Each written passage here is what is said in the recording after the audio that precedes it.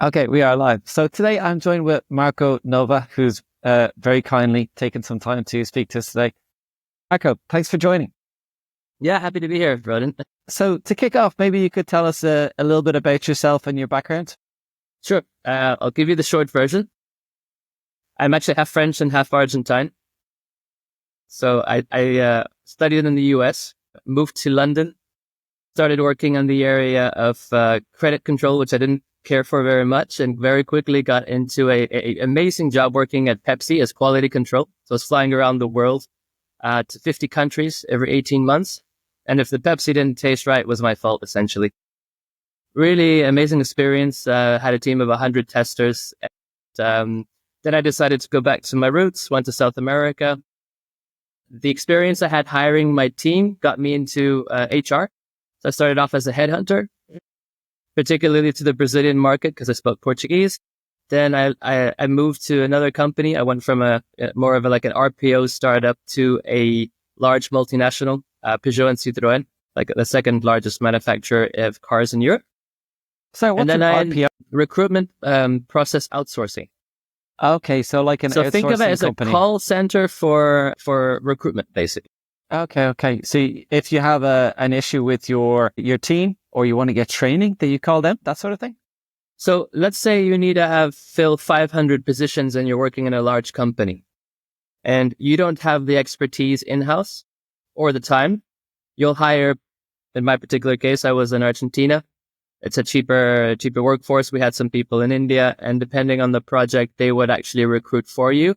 They'd commit to doing most of the process, and then they'd hire the prepackaged candidates to the hiring managers, which would take it from there. Okay. Very good. So that's what a lot of the tech companies do, I think, isn't it? Yeah.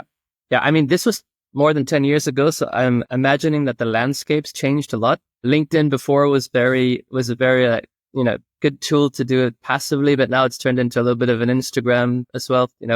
Everybody's praising everything that they do, but before it was really about connecting with people, exchanging expertise, and finding people that weren't looking for jobs. So so I kind of got into LinkedIn because that's one of the ways I got promoted. Is I started hiring the tools and the consultants for HR, and I moved into a corporate position. So I kind of used that consulting experience, and then I started working on the corporate side of things in development and recruitment. And from there, I changed into marketing, same company. I partnered up with our importers in South America and Central America. And then when I wanted to return to Europe, I made a drastic change and I went into tourism. So I worked for several companies that did either tours from historical to architectural tours to moving into tapas and history. And we eventually got into B2B tours for companies that wanted to motivate their employees. That's kind of where I got my start in Europe. And then I moved to Prague and I started working in the technical industry. So now I'm in SaaS and selling to enterprise level clients, B2B services for DevOps. So kind of all over the place. But I mean, I think it's a testament that you can hone in skills that are transferable and you can learn. And it's just understanding the right ways to do it, I guess. Absolutely. I love it. A real colorful career and lots of different so you're changing countries, you're changing languages, you're changing kind of jobs and industries. So definitely adaptability and flexibility are two kind of character traits that come to me. So I think they're great points. Could you tell us like how you think about making those changes and how you think about using your skills? Because this is one of the things that people find so intimidating and scary, but you've done it so much. So I would say in hindsight, at some stages, I wasn't really looking so much to change, but I changed countries and I had to see where my skills would guide me. Yeah. So it's a little bit different than nowadays where like some of the content that you put out, I'm looking to see is where I would be more engaged. What type of roles do I want to be doing? How can I ensure that the skills that I have are the ones I want to use? Because, your strengths and weaknesses change in context, right? I may be very good at, finding bottlenecks in process, but do I want to spend hours and hours looking at different workflows and trying to fix them? Right. I like client building relationships. So for me, being with people and building trust and relationships is what I like to do. So back to question, it really depends on understanding in the market that you are, what's valuable, and selecting those 3 or 4 qualities and putting those up front. and then finding a employer that's open-minded enough to give you the opportunity to hone in on the skills that you don't have, but has some faith that you can achieve the role that they have in mind. Yeah, that's great. That's great. So I wonder, like, when you have all those different changes and different industries and different types of companies, when you talk to the employers about, look, I've got skills that I can apply to your role, is there any concern? Like, do they see it as a strength that you're diverse, you're flexible, you're adaptable, you're multilingual? Or is there anyone who comes up with concerns that you've changed a lot? So how is it framed, I guess? I would say it's 50-50, Ronan, depending on the company. And that's why the mindset and the culture of the company is very important. Maybe that the type of company, if it's a startup, they're going to appreciate that flexibility because they might change their strategy every 6 months. And you might start doing one role and have another one added because somebody left the company, or you might have to expand your qualifications. Or qualifications. So I think the most important thing is that when you're having that chat with an employer is understanding, do they appreciate and value flexibility and adaptability, which in today's day and age of AI, I think everybody's going to come across. So if you can't demonstrate that and you can't work for someone who appreciates that, you might be in the wrong place. Absolutely. I think we need to be more and more agile and flexible and use these new tools like AI. I don't think we can say anymore, this is the way we've always done it. The technology is coming so hard and fast that we've no choice but to kind of get involved and to harness it, really. So when you made those changes, I suppose you're learning a new business or you're learning a new industry. What are you doing in the first 30, 60, 90 days to get up to speed as fast as possible? Like, do you keep a learner log? Do you just try to speak to as many people as possible? Do you have any tips or tools you use to get up to speed? So I'll start with the mistakes that I made at the beginning. Very honest of you. Yeah, when I was in my early 20s, the first thing I wanted to do was make an impression. So I arrived at the company. I kind of spoke to the different areas, understood the process, and I said, okay, there's a problem. There's a bottleneck here, here, and here. And if we do this and this, we can fix it. It didn't go very well, especially in Brazil, where they're different to some of the northwestern countries like, Ireland, the US, etc. They're a bit more direct. The trust building is very important and it takes a long time. So at the beginning, what I've learned from that experience is see how things work, build relationships, ask for help from the people who are willing to help. And on the side, you have to do a lot of research. In my particular last position, I worked a lot just to understand the technology, the terms and the industry and the vocabulary. So I don't think there is one strategy, but I think the most important thing is understanding how things work and then giving your input and your past experience and making solid relationships, because at the end of the day, those are the people that are going to guide you along the process. So building those relationships from the start, getting them to teach you, I think, is a nice principle. Yeah. And something that I just added to my arsenal is ChatGPT. I literally speak to ChatGPT about everything. So if I have an idea, I bounce it back and forth. Industry, competitors, what do you propose that these companies do? So I really get into detail with what I'm thinking and what I don't understand to simplify it. Because whenever I look at learning, I look at it like a tree.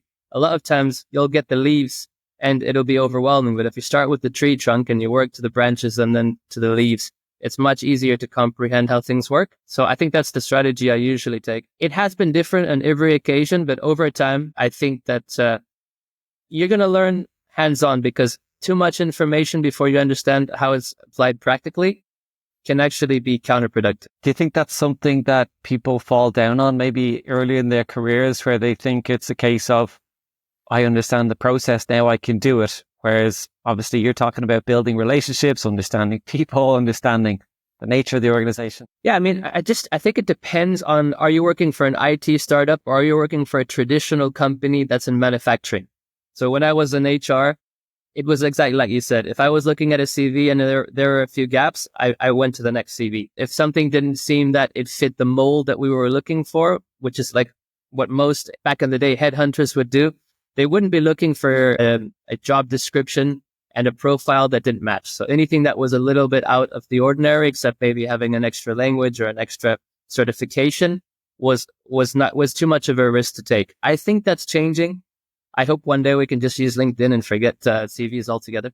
Yeah, I think that would be ideal. Yeah, it's very context driven. I think you have to know your market. You have to know what I used to do is this is what I'm interested in. I'm interested in these type of companies in this particular position, and I would go and see 30 people and what their profiles look like. What do they need to get there? How do they present themselves? And I'd apply that to me. What do I have that they have? And I kind of work my way backwards. So I think the first thing that you have to understand is what you're looking for. And are you a fit for that position in that market? And once that's clear, it's much easier to advertise which qualities and skills you have. Yeah, so you're doing a gap analysis based on people who are currently in the role. Like, where are they? Where am I? What's the gap? What do I need to do to fulfill those? I suppose that gives you the language and the context, the vocabulary to speak on the right terms. Can I ask, when you were a headhunter and you were looking at candidates, what was your strategy? I always imagine you've got I always tell people, imagine they've got 100 CVs or 100 LinkedIn profiles in front of them. They want to spend as little time as possible going through your thing. They want to throw it in the bin if they can't, because it's less. Was that your experience, or would you update that sort of description? It's a bit challenging because a lot of companies, they only advertise, say, 30% of the roles that they have. So what they do is they want to see if they can fill it internally or by recommendation. And at the same time, they're comparing that to the CVs that they receive. So you're already starting in a difficult position. So ideally, I would find who the HR person is or who the hiring manager is when you see the position and reach out to them directly, connect with them on LinkedIn, then send a short message and follow with a CV. Or back in the day, we used to call them. But the amount of CVs that you have to go through are so large that if there's 500, you look at the first 50, and if you find 3 or 4 candidates, you go with an interview process and you forget about the rest. If that doesn't work, then you go to the next 100. That tends to be the way that it's done. Were they the first 50, or would they just be the most recent ones that came in, which could be the last 50, or random? That's a good point. I think it depends when the person who is actually doing search is filtering. But in our case, for example, we had consultancies filter. So there were people dedicated to filtering the best, and then they would send us the top candidates, which they would have pre-interviewed prior. Okay, so there's a filter. So it really depends at the level of the position. But anything that strikes you as error in presentation, or it's not lined up correctly, little details, they're missing, there's gaps. That's right off. The time isn't going to be taken. So it's extremely important before you start sending a lot of CVs that you have your CV perfect and that it's tailored to the role or at least the industry that you're sending it to. So sometimes it makes more sense to find your 10 target companies or positions that you like to apply for and spend a little time just changing the CV to cater your strengths to that position. And then actually contacting, if I was going to look for a job tomorrow, I would make my list of these are the 20 companies that I would like to work for, which I like the culture, which are located in my area or have a base in my area. The next step that I would do is I would reach out to all the I'm a customer success manager, so head or VP of customer success, then the HR manager or director of HR for the region. Connect with both of them, and then I would send on my CV if they have any opportunities, and then I would apply for the job. If I had to do it in a reverse headhunting. Very good. So tell me, why do you do it that way as opposed to just applying for the job that's available? I think you want to focus your resources. I think that, like you said, if they have 500 CVs, I'll give you a tip. This is actually a useful tip. I no longer filter for jobs open. I only filter for jobs opened in the last week. And the reason is I want to be the first 50 or 100 CVs to be reviewed and compared to that bunch, because I think their focus and attention, unless they've had a hard time filling the position after some time, it becomes a bit difficult. Right. Well, what do you think the impact of AI in terms of perfecting a CV? We're just going to tell the AI, make my CV look perfect, check it for grammar mistakes, tailor it to this spec. So I think we're going to get an increase in perfect CVs. What do you think that impact will be? Well, I'm kind of guilty of this because what I did, I actually took my skills and then I took the 5 or 10 jobs I wanted and I said, match my skills with the main requirements of those jobs. And I guess you could say matrix it out. And then what I did is I put those keywords, which are representative of my qualities and my experience and my skills.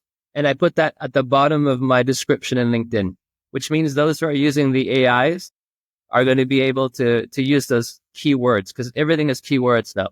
So for example, if I have a description that I manage clients, so I'm going to use proactive words, whether you developed or whether you increased revenue or whatever that's particular to my field that I know that the headhunters are going to be researching. So when you're saying there's thousands of options, there's a thing called Boolean. I don't know if you know what it is in LinkedIn, which is a way to add different filters together by using quotation marks and things of the sort. So people specifically look like, for instance, in my case, I work in SaaS. So SaaS with French, English, and Spanish, customer or senior customer success, and one other filter based in Prague. And then it'll narrow down that list. And I think that's the only way is by using keywords to narrow down that list. And if you have those keywords in your profile, then you'll show up at the top. That's a great tip. I actually always thought it was called Boolean, but Boolean maybe is what it is. I might be pronouncing it wrong, actually. Hold on. Maybe somebody can tell us in the comments if it's Boolean or Boolean.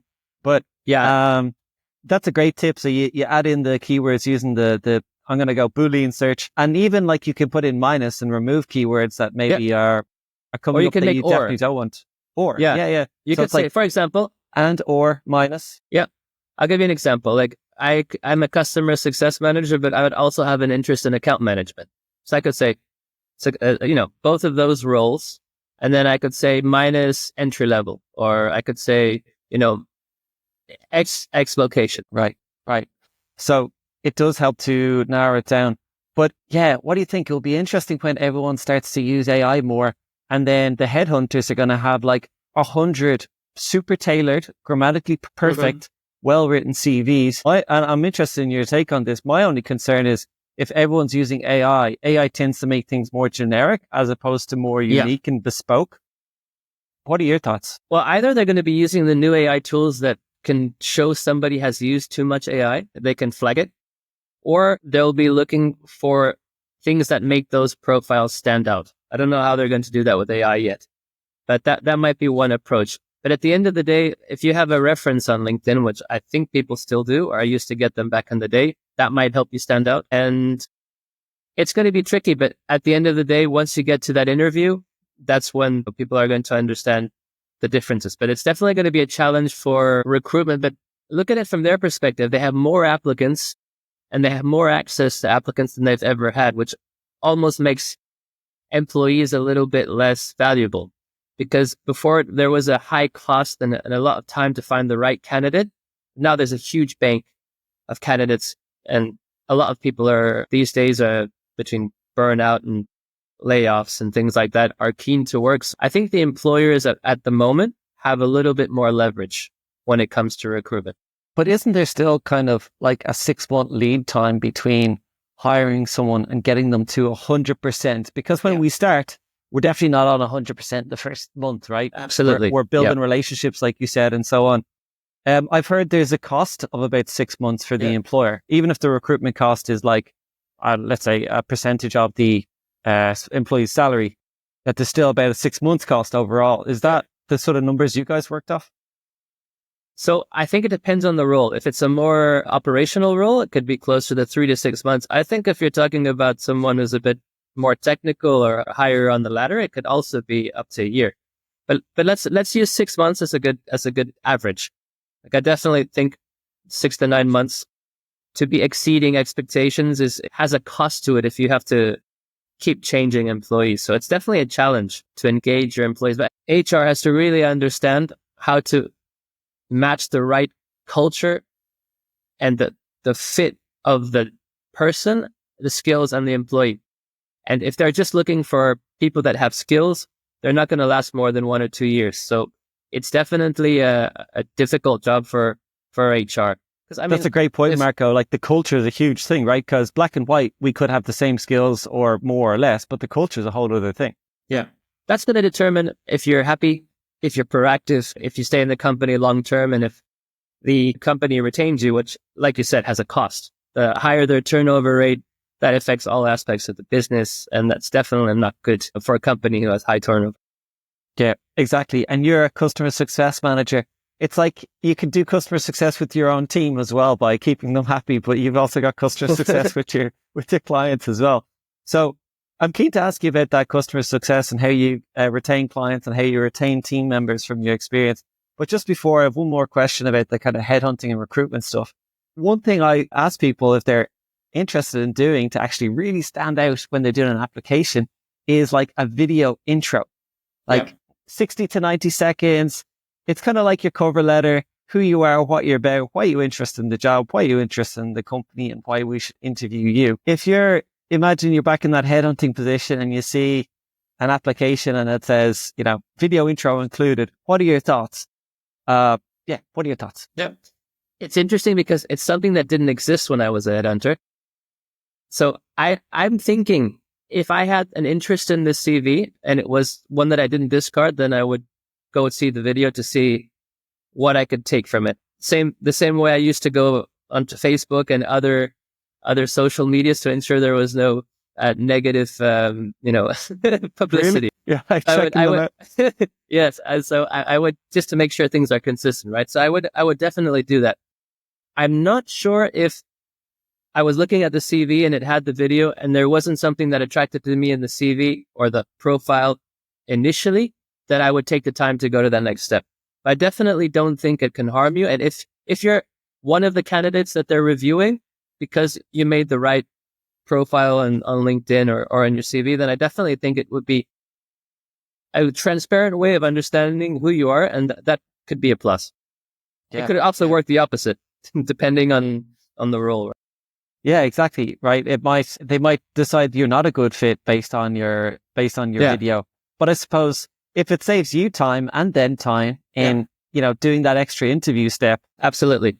I still think it's a good idea because you get to figure out a little bit about personality, if they'd be a good cultural fit. And although it might be downhearted to say it might not work, still you might save yourself some time. I'd agree. I mean, they're basically going to understand your energy, how you communicate, and where your head's at. So if that aligns, then you're definitely going to win some. Yeah, for sure. So now you're doing customer success.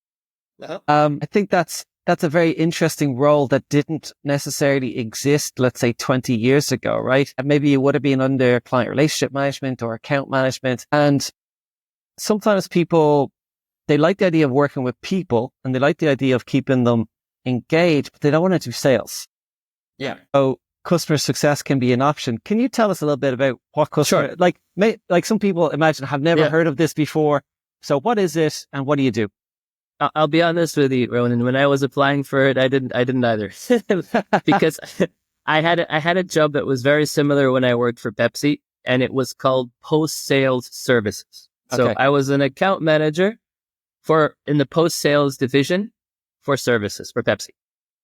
And I realized it's the same thing except customer success is a very proactive and especially in the SaaS environment, a crucial part of the business. Different to account management is we used to ensure the clients were happy, and if there was a problem, we would help them fix it, and then we would renew.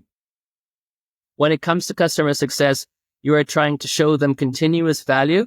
You're trying to find out if there are ways that you can help them reach their strategic objectives. And if you do that, usually that involves upselling and expansion. So there is a commercial aspect to it. Depending on where you work, that can be very different. Now, usually I would say customer success managers are, if you were going to divide salespeople into farmers and hunters, they tend to be more the farmers. They nurture the landscape, and by building those relationships and giving value to their clients and helping them achieve their objectives, they improve, and that's how they sell, and that's how they retain business. So when you're reaching out to the customer that you already have, or you reach out to the client that you already have, are they welcoming and open to your call? Whereas you can imagine if someone's prospecting, it might be welcome or unwelcome. Yeah. So I think there are all scenarios, but let me give you an example. When you have the client that you onboarded, meaning they were sold a product, you met everybody that's involved, and you were going to help them implement that product, and you were going to connect with their teams and start some sort of regular cadence and plan to have future meetings to help them use the tool to the best of its ability or to potentialize whatever you're offering. A lot of clients who really need your tool and would like to get the results that they want to achieve are willing to sit down with you. If you're having a client that's been passed over to 5 other customer success managers and they have another 100 tools, they're probably going to avoid your call, which is challenging. So it's finding that balance of ensuring that the right customers that you can actually help meet with you, but it's definitely a challenge in customer success is how do you get your customers engaged?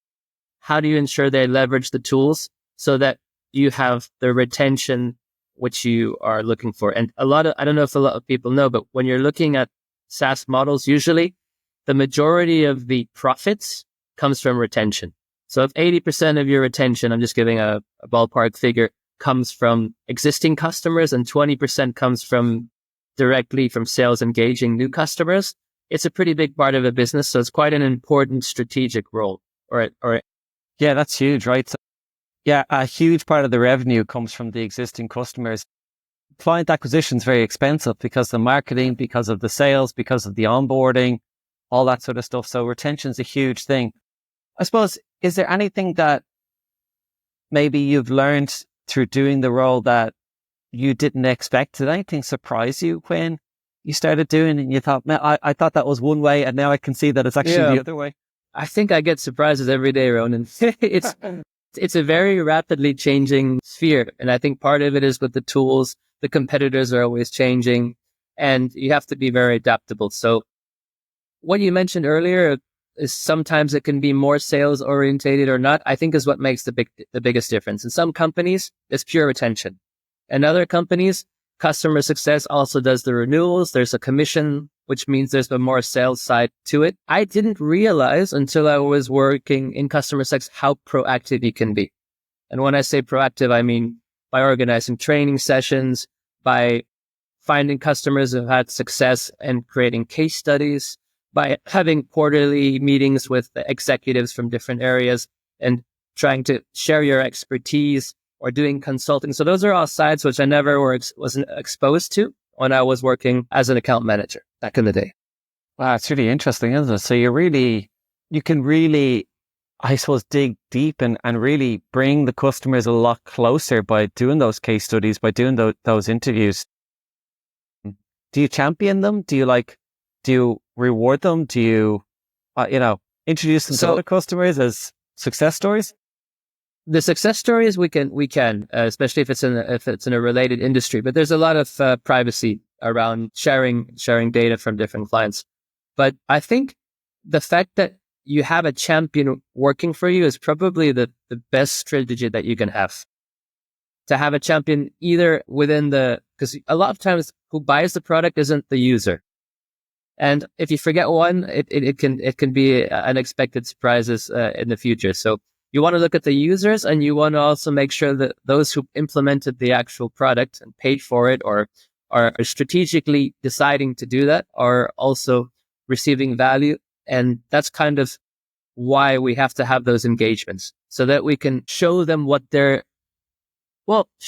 getting and help them achieve their objectives. But you have to adapt to their changing needs, right? Absolutely. And I suppose, is it fair to say they can have different goals? Like the person procuring the product could be thinking cost, and the person using it could be thinking usability or speed or efficiency. So that's where it gets tricky. You have to think of you're tailoring a different message at different objectives to each area. So let's say we're talking about development, because we work in the Salesforce sphere. So if you're looking at clients that you're dealing with the devs and they have people from the buying department who deal with the platform owners, those are 3 different people. One's looking at cost, one's looking at business objectives, and one's looking at... So you definitely have a different relationship. Ideally, you want to have champions in all 3 of those areas.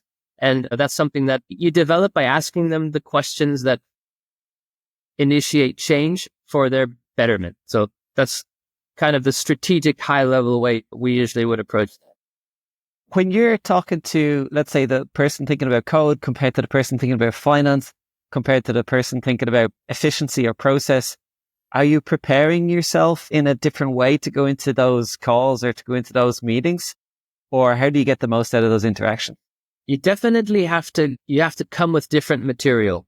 So for example, if you're in a higher level meeting, they want KPIs. They want to see what is the return on investment that I'm getting for doing X, Y, Z. If you're looking at developers or more operational, they're like, how can you reduce my pain and make my life easier?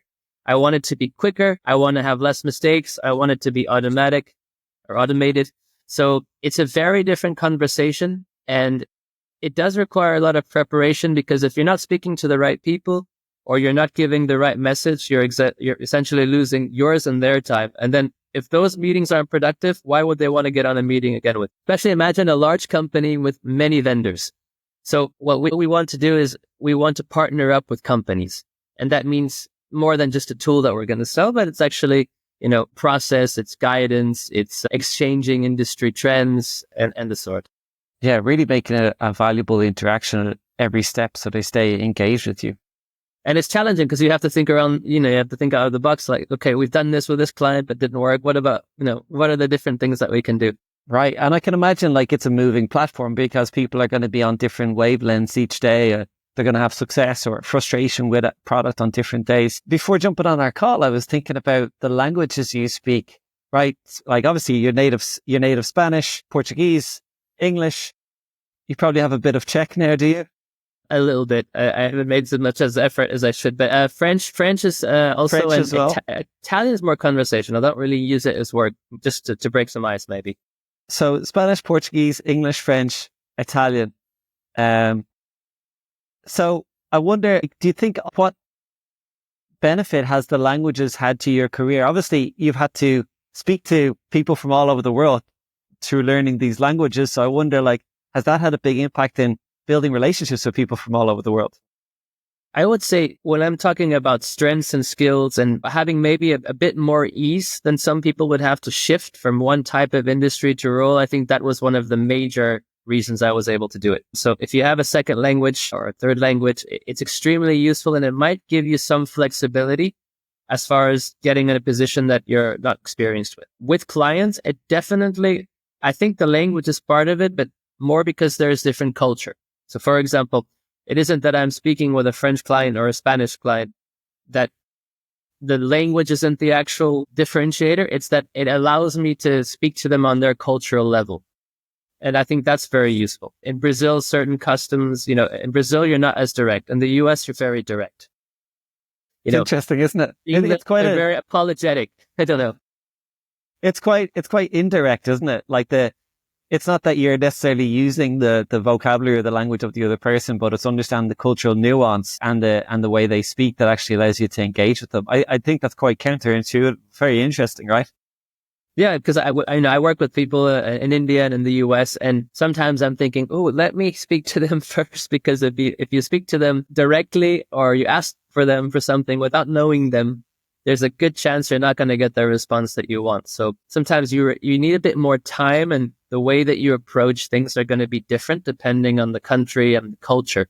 And I think that's definitely something that's important to understand when you're working in an international company with a lot of players. Do you find yourself coaching or mentoring team members or maybe more junior people about these sort of cultural issues? Or when you're talking to them, is it more helping them with communication skills in general? So I've unfortunately had to do a lot of translations, Ronan, and I'm not a big fan of that. Right. But I have had for example, Brazil tends to be a very complicated market. And I've had a lot of experience. I've had some senior sales people reach out to me for a bit of mentoring, just because they can understand how they work. But most of the mentoring that I think I've done across my team, it's not specifically to multicultural. It would be interesting, actually, to play a larger role. And I guess you could call it sensibilization or there's a word in Portuguese. It's like sensibilidade. It's not And coming to maybe me in it's English right now. localization. It's like where Yeah, you're trying to understand the culture of the local. it's almost like consciousness, like opening the consciousness of the culture. But I think that it's definitely something that could help teams that engage with different cultures. Yeah, for sure. Like in Ireland, we'd be quite indirect. We'd be quite susceptible I to didn't, say, yeah, that I sounds didn't good. realize you were indirect in Ireland. Interesting. Okay. Yeah, we'd be quite open to saying, yeah, that's good, or let me think about Uh-huh. that. So you're going to get like a lot of yes, but it's still going to take time to actually make that. There's a yes which is like, yeah, I hear you, and it's going to Uh-huh. be more like, yeah, I I'm hear not you. sure, but yeah. Okay. I'm agreed with you. Like this does sound like a good idea, but that doesn't mean I'm convinced. Okay. Whereas you're really waiting for that, like, yes, that yes of commitment, that yes of I'm with you 100%. Let's do this. And so that can take a little bit longer. Whereas our American counterparts from across the pond, they'd be a lot more like, I don't like that. I'm not doing it. So We'd you be made more me like, think of Brazil. Brazil is everything is yes. Optimization, everything is until you don't reach your deadline. It's like, I can do it. right. It's very optimistic, but you understand that you can't really take that yes, especially if you're not Brazilian and or living in another country as a So how do you navigate that then?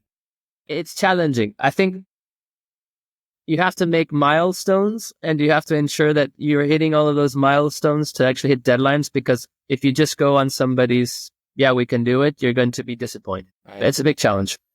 So I suppose their culture is about agreeing, and keeping the conversation nice. That'd be very similar to us. We want to keep the conversation nice. We want to agree. We want to say Avoid yes. conflict. Yeah. Avoid conflict. And I think that probably comes from, we live in small communities, so you want to keep everything harmonious as possible. So having harder conversations and more direct conversations can be hard, especially if you're in a small community, because that can cause tension. I suppose there's a book I'm sure you've come across at some point, Never Split the Difference, where the author Chris Voss talks about 3 types of yes. You've got this like, yes, I hear you. And then you've got, yeah, which is like, I agree. But then you've got this higher yes, which is like, yes, which is I'm with you and I'm committed and we're 100% going. So like, I use those 3 types of yeses to like understand what people are really thinking. It's a lot of it's, guesswork, I guess you could say, to really understand what people's intentions are. And I think we were talking about it earlier. When you're looking at a team, everyone is motivated by something different. Someone might be motivated by recognition or autonomy or salary. Understanding that is going to help keep your team a bit happier if you're leading a team. Yeah, absolutely. I remember you sent me a professional development book recently, and whenever we chat, we inevitably have a chat about careers, the world of work, professional development. You seem to take quite a big interest in professional development, and I suppose just thinking about these things on a meta level. Is that fair to say? I think that's just my HR background. Even though I'm at work and I'm no longer in HR, I'm saying, well, we don't have policies for this, or we could implement this. It's just, I think there's a lot of strategy with HR, and a lot of companies don't have that strategy in place, which over the long run is not optimal. So I also think that when you're working in a lot of different fields, you're always trying to think, is there a perfect field? And I don't think there is. I think it's just finding your strengths and being able to apply them in the particular role that you're in. And that's probably why I exchange a lot of those books. 'Cause I'm always trying to perfect the experience that I can, receive and give at work. Trying to perfect, trying to optimize. I suppose always looking to improve as well and see if there's another angle. Yeah, I think it's important to, like, a lot of people are thinking like, what is the exact thing or the exact field? But then if you think about, like, I've listened to people over 10 years talk about their careers, and one thing that really comes back is environment. Like, if you think of somebody doing what they really love, let's say writing, but they're in an environment they don't like. Let's say they're working on their own in their, their back room of their apartment, compared to someone who loves working with people, who gets to talk to people every day, has nice conversations, who's a nice colleague, and they're doing something that is fine, but doesn't blow their hair back. Yeah. I would probably predict the person with the nicer environment is going to be happier than the person doing exactly what they say they want.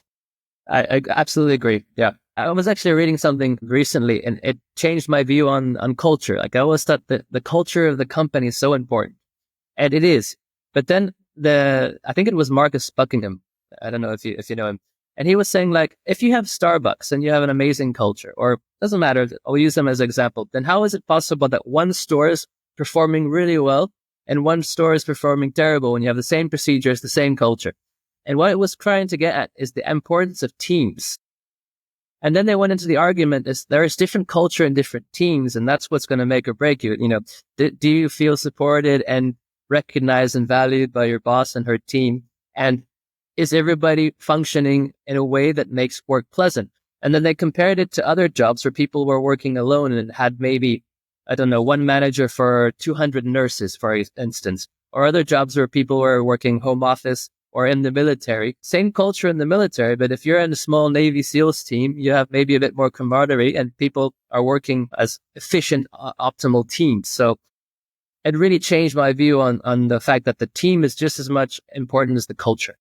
Absolutely. Absolutely. That's a great point. That's a really great point. You think about the micro, not the company culture, but the micro team, not the macro sort of culture, but the micro culture. It's like you can have a culture of, you know, openness and camaraderie and all this thing, like which are just things, values that we write on the whiteboard or values we write on the wall. But like, what is the actual culture day to day that you're experiencing? Are people friendly? Are they good with each other? Are they kind? Are they helping each other? Or is it just something that's written on the wall? I don't know if you've ever heard of the Enron story where they had these values written on the wall, like integrity, honesty, and all this sort of stuff. And they were like cooking the books upstairs and doing all sorts of fraud. So it was just like, they were just saying nice things, but they weren't actually living nice things. Yeah, I think that the biggest problem is when you have values, if you don't see the connection to them.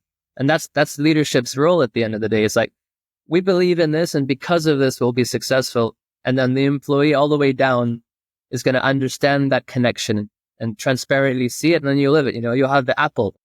Apple's a good example. They don't make computers. They have a different belief.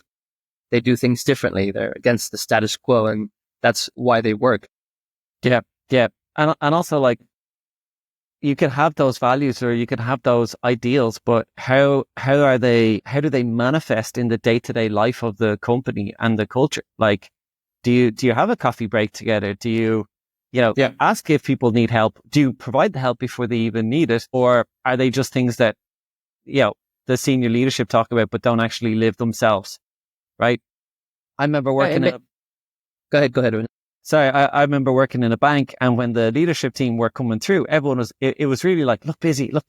We don't want them to see that we're not actually doing any work. And you're thinking, well, immediately there's no trust here. There's no transparency of what we're doing compared to saying like, we've actually already got our work done.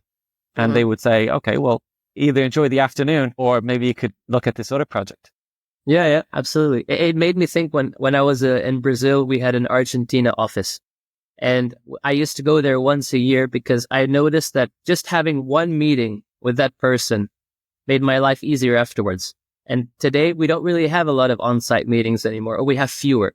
And some of the companies are trying to bring those back because they understand that it's very different to be face-to-face with someone on a screen than to actually sit down and have lunch with them, break those barriers. And then you might just need that one meeting. It changes everything. So I agree with what you're saying. Having that human contact is still something that's important. Yeah. How do you think we can deal with that, I suppose, in our virtual world? Like, I've spoken to people who've said like, oh my God, since COVID, we've just been so much more efficient because instead of being on the road all the time, we're just doing the Zoom calls and we're making sales. I mean, I've thought about it a lot. I think the hybrid model tends to be the best one at the moment because you can go in and have the flexibility to have some of your home office days and focus without distractions and spend less time on traffic. And at the same time, have some engagement with your colleagues. I think either extreme might not be the way to go. Depending on your... Do you think with that one meeting that it actually, I suppose maybe do you feel like that's the 80% of actually building that relationship? If it's one meeting a year? I think you made a relevant point that you have to take it outside of work as well. So some of the most important conversations I've had with colleagues that led to strategic things happening was after a lunch or some type of a social meeting where people weren't on guard and in their usual, 9 to 5.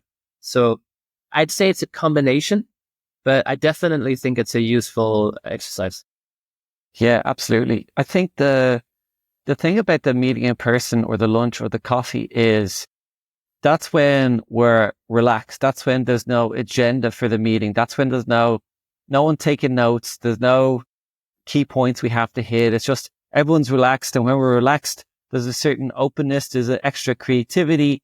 There's no critique of our ideas. It's like, hey, what if we do it this way? What if we reach out to the clients first and we offer them this rather than just checking in with them with a random email that doesn't actually have any meaning? But that's when the ideas come. So I think that's one of the things. It gives us space to be creative. It gives us space to present ideas that are not necessarily maybe the normal ideas. Yeah. And I think part of the fun of going to work is enjoying the people that you work with and being able to exchange ideas, because lots of time innovation isn't, I'm thinking of something new. I'm bouncing back ideas with other professionals in my field. And together we're like, that sounds like a good idea. Let's try and do it, and one motivates the other. And I think if you don't have that engagement across your team, you have a lot of less new ideas, which, stifles innovation, which in the end, people kind of withdraw and do their own thing. And you get people who are not as proactive or engaged. So yeah, I definitely think it's important. I think that's why companies are trying to, with the RTO mandates and things. I don't know if the approach is the best way, but I can understand why they're doing it, because the collaboration across teams is a fundamental thing that I think with COVID, we've lost a little bit. And the social skills of being able to actually, soft skills, is something that during those last couple of years, I think a lot of people are struggling. Can you tell me more how you think the social skills have been affected? Is it across all age groups or one in particular? It might be for the younger age groups, just because imagine you are just finishing high school or just in your first year of university, and then you've been on home office since COVID. So you haven't had the opportunity to engage in conflict in person. Because a lot of times you have a conflict at work, it's normal. You have to find a solution around it. And it's very different if you can hide behind your screen or, you're not. Turn off your camera. Yeah, exactly. So I think those things, they don't allow you to build resilience. And it's definitely, it's a good measure to have, to understand how to engage in all different aspects. So if somebody sends me in a client meeting tomorrow, and I've never been in front of a client, I'm going to be nervous. Even though I do this regularly in front of, maybe I'm wearing boxers under here. I don't know. Yeah. Do you know how to dress? Do you know how to body language? I mean, there's a lot of different things that you wouldn't consider. For example, I could have notes here and I could have a teleprompter and I could be reading my speech. If I have an important presentation. When you're in a meeting room with somebody, you don't have any you don't have an escape. No, you have no crutches, you have no escape, right? It's you and them, and they can see you 100%.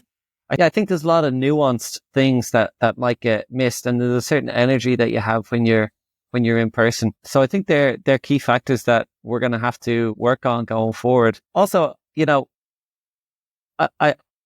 know I've been in situations, especially earlier in my career, when I started out, where you might have a little bit of conflict or a little bit of tension, or let's just say a little bit of tension with either a partner you're working with in a different company, or a colleague on your team, or someone you just see on a day-to-day basis, and you're kind of worried about that. And if you had a chance to not go back in the next day, you would not go back in the next day, right? Which is what I think you could do now. You could just say, well, I'm working from home tomorrow and for the rest of the week. Whereas 10, 15 years ago, you have to go back in and you have to face that person and then kind of go, you know what, okay, we need to talk about this, or we need to push past this. And it gives you that resilience muscle to kind of deal with that conflict or to try deal with it a little bit better, right? You have to confront it and not just avoid it, which is what we can do now. It's a good example. And it made me think of a case where I had a problem with a colleague, but I didn't want to discuss it via text chat or via camera. So when we spoke in person, everything was fine, but there was 4 or 5 weeks in between, and a small problem became a much larger one because you didn't have that personal engagement. So it definitely resonates with me. Now, in those situations, like let's say the day after, you would want to nip that in the bud, and you'd want to say, look, I think we should talk about what happened yesterday. It didn't go well for X, Y, Z. Would you want to nip that in the bud straight away and then schedule the meeting? Or do you just wait those 5 weeks and say, let's talk about this when we can meet in person? Yeah. I'm with you. I would want to meet in person as well, but I'm not sure whether I say it straight away or wait to meet them in person. I think it depends on the relationship you have with the person and the actual, whatever the subject of is discussion. So I would say in general, it's probably not worth waiting unless it's a very serious discussion you need to have. If it's something like, yeah, we had a problem, we need to sort it out, go on a call the next day. If it's something that's a bit sensitive, it might be worth waiting to do it in person. Yeah. So before I had an issue with a colleague and I waited to talk about it in person. And I guess because I felt it was sensitive enough to wait, and I wanted to show that. I wanted to show like, hey, this is so important to me. I want to talk to you about this in person. But in hindsight, with that particular situation, not necessarily, advice for every situation, I probably would have said, look, here's an email to say, I'm thinking about this and I want to talk to you about it and I want to resolve it. Yeah. And then do it in person to just let them know. I think in that case, I would have liked to let them know that, look, I'm thinking about it and I want you to know that it's on my mind and I want to resolve it. But also I want to give you the respect and the significance to acknowledge this and talk about it in person. Because I think that was like a key thing to communicate in that moment, I think it's a good tip because at least they're prepared. Sometimes you can get somebody off guard and they go on the defensive. So you also don't want to surprise somebody like, hey, we're having for lunch and then go straight into the complicated topic, right? Yeah, especially because you want to resolve it, right? You want to solve whatever it is. And I wanted to show that, look, I'm making a big effort to resolve this. And I want you to know that, not kind of say, oh, let's meet in X number of weeks. And then they're kind of going, oh, am I going into a battle again? Or what's going to happen, Yeah, it's a tough one. I think conflict resolution and escalations with clients are very tricky, but it's part of, our day to day. So the better we get at understanding the ways to smooth those conversations out, the more successful we'll be. In college, we studied, high level HR, high level finance strategy, high level marketing strategy. But we never studied one of the things that comes up, which is conflict resolution, de-escalation. We never studied any of these things. Doesn't that kind of make you think?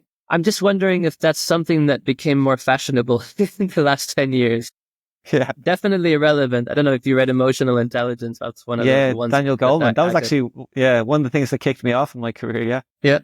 Okay. I think, especially we're talking about different ages, right? And I think there is a big challenge with boomers working with, millennials and Gen Zs. And those are things that we're going to, I had a discussion the other day. I think I got myself in trouble. And I said, I think burnout happens more among Gen Zs. And the reason I added wasn't a criticism. It was just saying, people who have more resilience because they were in situations more often know how to deal with the situations a bit better. But that doesn't mean that the Gen Zs won't be in the same position in 20 years. But I didn't notice that many boomers who have burnouts, for instance. Wow. But I think you got yourself in some hot water. Yeah, I did because they were Gen Zs. But I think that it's a different landscape. Technology is different. The way that companies look at how the relationships between the employer and the employee have changed. And there's much more awareness, the words that didn't exist, like safe spaces and things of the sort, which, have a positive, inclination to them as well, because if people feel comfortable and feel like they can speak and to their colleagues and peers, then they also have a better transparency. And if things are transparent, then it's easier for everybody to be on the same page. So there's definitely pros and cons. That's true. But also think about in terms of burnout, think about the amount of technology and the amount of informational input that Gen Z have with TikTok, with Instagram, with all the other apps compared to what the boomers have, right? Typically much less information. Do you think that could lead to It might not even be their fault. You're right. It's just the overload of too many inputs. That's a good point. Because I've definitely found myself overwhelmed at points. And then I'm thinking about being overwhelmed and I'm on my phone and I'm like, maybe I'm just burnt out from the information overload. That's a good point. What is it? absorbing all this information that's actually not necessary or relevant to me. And if I just go on an information diet for like a couple of hours or ideally a couple of days, that it's like, oh, that overwhelm is gone. It's just, I'm continuously focused on information that's not necessarily relevant. When you go on holiday, Ronan, do you disconnect with the phone and the laptops, or do you take it with you? No, I used to take the laptop with me, but now I'm getting better at leaving it behind. And also I use this app called Freedom, and Freedom blocks. It basically makes my iPhone into a Nokia 3210. Okay. So I get it to block everything that wouldn't be on a Nokia. So basically I can use my messages, I can use my phone, and I can use some other things like that aren't going to be addictive, like Google Maps, right? I'm never going to be on Google Maps all day, but it's super useful when you're traveling. So I find that app very good for like helping me with my information diet. And you can't, when you turn on that setting, you can't turn it off in the middle of that session, right? So if I want to go for a long walk later and I block it for 3 or 4 hours, I can't do anything for those 3 or 4. I can't go back in and change my mind, you know? It's a good idea. I try to disconnect as well, but I didn't know it. I'll have a look, because even when you're focusing on certain things, there's always going to be a distraction. So I think it's a good approach. And when we were talking about searching for work, it's the same. There's information overload. So that's why I think it's important to focus on, the companies that you want to work for in the industry and the roles, and just kind of forget everything else. Take the noise away and then just focus. And then if for one reason or another you can't find what you're looking for, you slowly enlarge your target. But you can't hit something if you can't see where it is. Right? Absolutely. That's a great point. So often people will say, I'm looking for a job. Like, a person came to me once and their search filter was like Dublin. It was like their area. And I was like, that's way too much information. You're never going to be able to refine all those roles and make meaningful applications. Marco, I've one other thing I wanted to chat to you about. You've quite an interesting side hustle. You've had quite an interesting side hustle. Could you tell us a little bit about that? Yeah, sure. So I always had a love for dancing, and all my friends for years have been telling me to open up a dance school. So, after COVID hit and a lot of people were missing a bit of that connection, I decided I would put it into action. Just like 2 or 3 nights a week. And it started off fairly small, and I got better at understanding how marketing. I learned how to give different classes at once, because at the beginning I would just do a beginner class or a salsa class. And then, I got kind of a format that people liked. I focused on what made me different, which was enjoying dance and understanding how to get physical and in a fun way with others, and learn how to, start from the basics. And it went really well. And we made a lot of nice connections, and like, yourself, Ronan, and others across the way. And I still have people messaging me. I haven't been doing it for the last 2 years. I've been a bit too busy with work, and I'm in a different city, and I live in Prague. But at least in Malaga and Lisbon, it was just an amazing experience. And there's thousands of people, that many of which I'd never thought they would take a dance class or learn how to dance, which I hope are in a better position than where they started somewhere around the world. I'm sure they are. I'm sure that, all the Irish people listening are going, of course, the South American guy has a dancing side hustle. So like, how did you kick that off? Because that's obviously like a passion project. And a lot of people will be like, I love dance, or I love, I love my passion project. And how do I actually make it into something that, is profitable on some level as well, right? Yeah. I mean, I think it's experimentation. So I would never ask someone to quit their job and just follow a dream, because it's quite risky. But you have your weekends, or you have 1 or 2 nights a week. So start small and see if there's something that you're very good at that other people would enjoy. And it could be something like, we're having a podcast now. Some people want to take your views, or dancing or cooking, and you're very good at. So I'll tell you the story of actually how I got started. I don't know if I told you the story before. I was in a rooftop birthday party in a building that had, the special area where everybody kind of connects. Somebody asked me if I could show them salsa moves. So I decided to give a free class. I'd never given a class before, to 20 people. And one of those people actually worked for the building. So she said, I really liked your class. could you do this once a week? So I said, yeah, sure, why not? So I started, with 5 or 10 people, and then slowly the news spread a little bit more. So they ended up deciding that maybe they could actually charge a fee for this and pay me a small fee, for my time. And they actually built a room in the garage, which was kind of like a little dance studio. And then after that, I kind of realized I like doing the outdoor classes. So I ended up doing my own thing, and I found, ways to market myself, like, Meetup and Facebook, and between word of mouth, I decided just to kind of give the format. So I broke down the way that I was teaching into kind of like what we were talking about for searching jobs, 15 or 20 steps that were basic. And I started with that, and I gave that same basic class to everybody who was starting so that they could arrive to a certain level. And then those who were already past that had, more flexibility and more advanced things that I would teach. So I would always have 2 classes. I'd have the basic class, which would last, for those 10 to 15 sessions. And then I would have more intermediate. So I kind of developed it as I went along. And over time, I just noticed I got better at doing it. I started off with very small classes in Malaga. And by the time I was in Lisbon, they got very big. Yeah. That's so cool. I love the way it was like a very organic start. I think that's a great way to start any sort of business or passion project. Like if people are coming to you and say, listen, we love what you're doing. Can you do this for us, or can you help us do this? It's very organic. You can feel the interest is there already, rather than, you having to go out and like put flyers all over town or whatever it is. But also I think one of the things that you were really great at was building the community and engaging people and making it fun, and like really focusing on the fun and enjoyment, and, getting over sort of nerves or being self-conscious. Like as an Irish person, we're not famous for our dance or for our hip movement, but just focusing on like, enjoying it and not worrying about mistakes and not worrying about, perfection or anything like that, and building that community. I think they were the things that really attracted me to your classes. And that's what I loved about it, It's nice to hear, Ronan, because to be honest, I think one of the differentiating factors in my classes, I was more worried about the social than the dancing.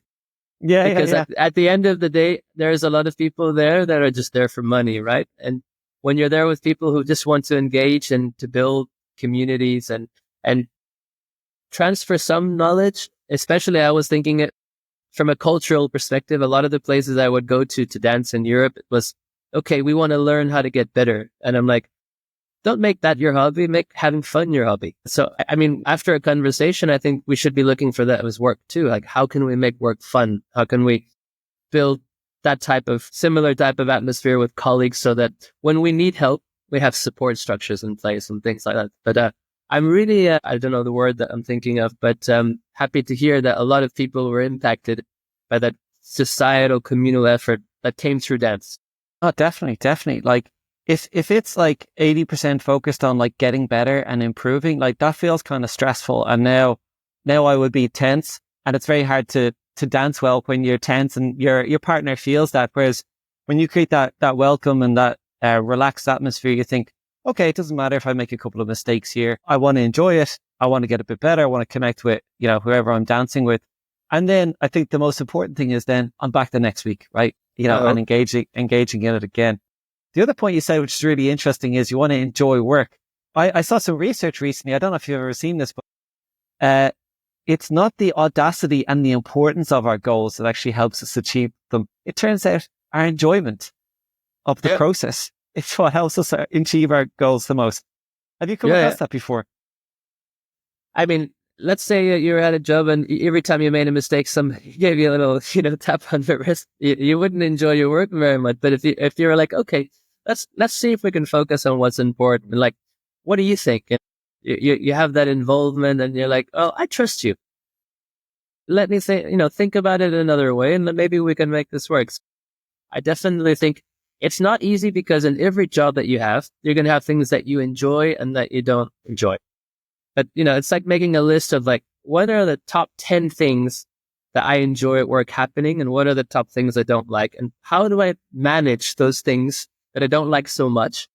And how do I work on doing the things that I like? A lot of times people will say those are your strengths, right? But are your strengths aligned with things that you like?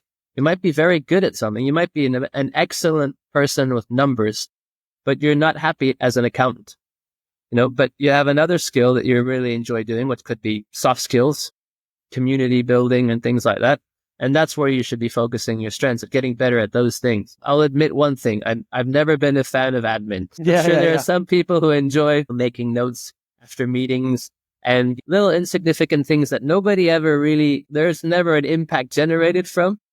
But I found AI tools to help me manage that suffering. Isn't that a beautiful thing? Yeah. And I'm getting better at my job all the time because I'm finding ways to manage the things that make me weaker, as I think Marcus Buchanan would say, or is it Beckham? But focusing on the things that I feel are my strengths. And those are things I enjoy doing, where I can contribute and that I'm good at, but that I also, are aligned with where I like to focus my attention. So I think that's very important, is understanding the things that you enjoy at work. I mean, you could have a list and every week you can say, these are the 5 things that I did this week that I really felt like I'm happy, and focus on enlarging that scope. And that's an exercise that I forget to do sometimes, because sometimes you have to remind yourself. Oh yeah. We have to be reminded of these things all the time. And hopefully that's the idea of this podcast, is that, people might have heard some of these ideas before, but it's a reminder that, focus on your strengths, manage your weaknesses, and people are going to want to work with you because of your strengths, not because that you're working on some weakness. Now they want to employ you, or they want to hire you, they want to work with you for your strengths and tap into that. So I suppose just to wrap up, as your career is so diverse, but at the same time, I feel there's a really strong line all the way through it, which is people and community building and relationship building. So I think your career is both diverse, but also consistent in a way. Does that make sense to you? I think what you said is very important when you have a CV, Ronan. It's important that people understand that line. So whatever that is, no matter how many changes you've made, if you don't have a clear progression or direction that's connecting those things, it looks unstable. Yeah. So I'd say it's right on the mark. I've understood, at least in hindsight, that languages and interpersonal communication and client building is to be in all the positions. Otherwise, I don't stay too long. Yeah. That's great. So keeping that consistent theme and focusing on your strengths, in your case, all the relationships and community building. So Marco, thank you so much for your time today. A pleasure speaking to you as always, and continued success in your thanks, in your career. Same here. It's always nice to exchange ideas, and it's really valuable, the work that you do, because more and more people are going to be in a situation, with AI and changes that are happening, that they're going to need to understand, like, what to look for and how do I do it, and am I alone in this? So I think it's going to be more and more relevant as people need to adapt to the new changing times. Yeah. Well, thanks so much for that. I'll keep going and keep sharing those insights. Thanks so much.